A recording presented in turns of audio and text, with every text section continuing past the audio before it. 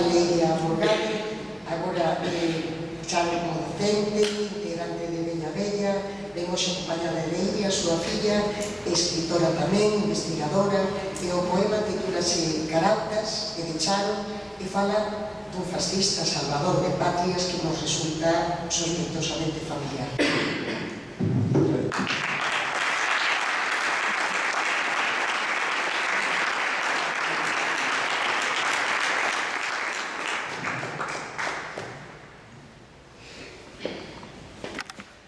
Asoma o seu rostro sanguinario, de fascismo vello, disfrazado, como antano, de salvador de patrias inventadas, erguendo fronteiras impostoras abandeiradas da desigualdade.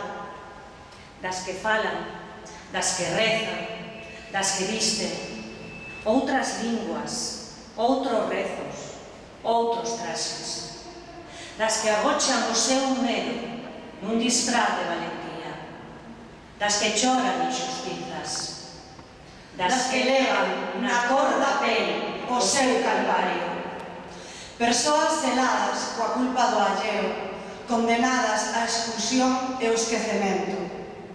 Asoma o seu rostro implacable de xugo opresor, disfrazado como antano na finxida defensa dun pobo en perigo. Verdugo inclemente, executor dos distintos, dos distantes, dos que foxen da penuria, da miseria e da fame.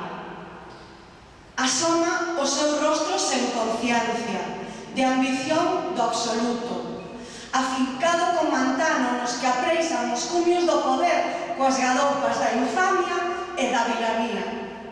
De intereses mesquiños que engolen a xustiza e manteñen un mundo de opresores e oprimidos, de vítimas e verdugos, vencedores e vencidos. Gracias.